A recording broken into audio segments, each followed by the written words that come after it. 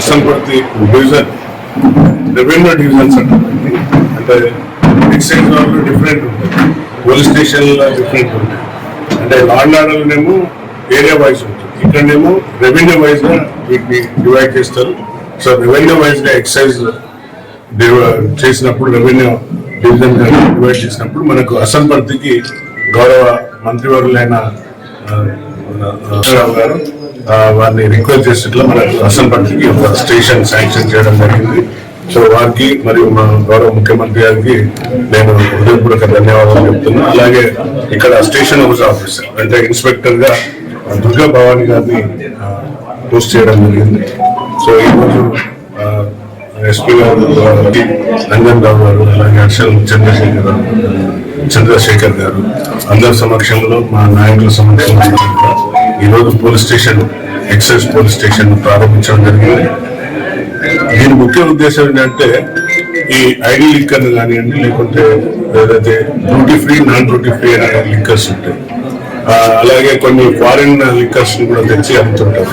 So వీటన్నిటిని control చేయడానికి ID liquor ముఖ్యంగా అసలు ఇక్కడ కూడా టోటల్ గా ఎరాడిక్ చేయాలి. Not only ID liquor, even drug free state గా మన ముఖ్యమంత్రి గారు ఒక కళ, ఆ కళను మనం అందరం కూడా సహకరించాలని మా నాయకులను, అధికారులను అందరినీ కోరుతున్నాం. మన స్టేట్ డ్రగ్ ఫ్రీ స్టేట్ అయితే అందుకనే మాదక ద్రవ్యాలను వదిలిపెట్టి గ్రౌండ్స్ కు రమ్మంటున్నాం పిల్లలందరినీ కూడా. ఏదైతే ఇంకా ఈ గాంజా అనేది చాలా మన రాష్ట్రంలో చాలా ఒక మయమ్మారిగా తయారై స్టూడెంట్ లైఫ్ అందరినీ నాశనం చేస్తుంది. నేను గతంలో డీసీపీ క్రైమ్స్ చేసినప్పుడు ప్రత్యేకంగా దీనిపైన టీమ్స్ చేసి, అలాగే సిపి నిజామాబాద్ కూడా చేసినప్పుడు ఒక టీమ్స్ వేసి కంట్రోల్ చేశాను. నేను లా అండ్ ఆర్డర్ ఉన్నప్పుడు, ఎందుకంటే లా అండ్ ఆర్డర్ పోలీసు వాళ్ళను ఎక్సైజ్ పోలీస్ ఇద్దరు కలిస్తేనే ఒక సమన్వయం టీం వర్క్ చేయగలుగుతారు. జనరల్ గా ఐడి లిక్కర్ చేసిన వాళ్ళ మీద రౌడీ షీటర్లు ఓపెన్ చేసి వాటిని మాక్సిమం కంట్రోల్ చేస్తున్నాం. ఇప్పుడు నాకు తెలిసి మాక్సిమం ఐడి లిక్కర్ కంట్రోల్ అయిందని నేను భావిస్తున్నాను. అసంపర్తిలో నాకు తెలిసి ఎక్కడ కూడా కంప్లైంట్ రాలేదు. సో నేను అధికారులను అందరినీ కూడా అప్పీల్ చేస్తున్నాను.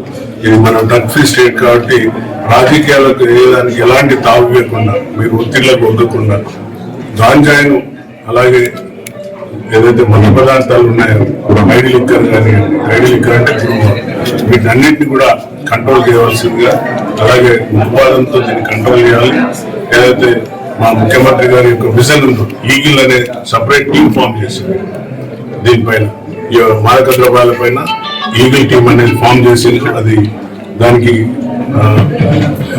ఒక డీజీని ప్రత్యేకంగా నియమించి అనునిత్యం వాటితో సంబంధాలతో, అంటే ఆ టీంతో ఎప్పటికప్పుడు అప్డేట్ చేసుకుంటూ, వారికి ఒకవేళ టోటల్ గా వీటిపైన కంట్రోల్ చేసే అధికారం ఎవరైనా ఉంటే మంచిగా, అంటే వాళ్ళు వారి యొక్క ఇన్పుట్ అంటే మంచి చేయగలిగితే వారికి ఇన్సెంటివ్ మీన్స్ యాక్సిలరేటెడ్ ప్రమోషన్స్ కూడా ఇస్తా అని మా ముఖ్యమంత్రి గారు ప్రకటించారు.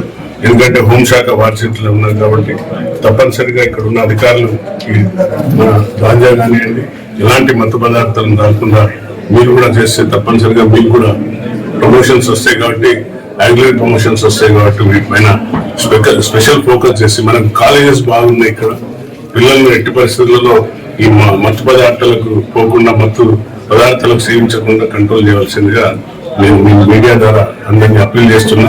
సో ఈ కొత్త పోలీస్ స్టేషన్ ఓపెన్ అయిన చేతుల మీద కాబట్టి అదృష్టంగా భావిస్తున్నా. తప్పనిసరిగా ఇక్కడ మనం అనుకున్న కంటే మంచిగా విధులు నిర్వహిస్తున్నారు. ఇప్పటి వరకు మా ఎక్సైజ్ శాఖ నుండి ఎలాంటి నా దృష్టికి కంప్లైంట్స్ రాలేదు.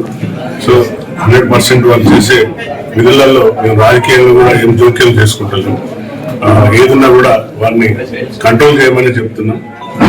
ఐడి లిక్కర్ కానివ్వండి, గాంజా కానివ్వండి, మేము అసలు వాళ్ళ మా నాయకులు కూడా ఎవరైనా వస్తే నా దృష్టికి తేండి.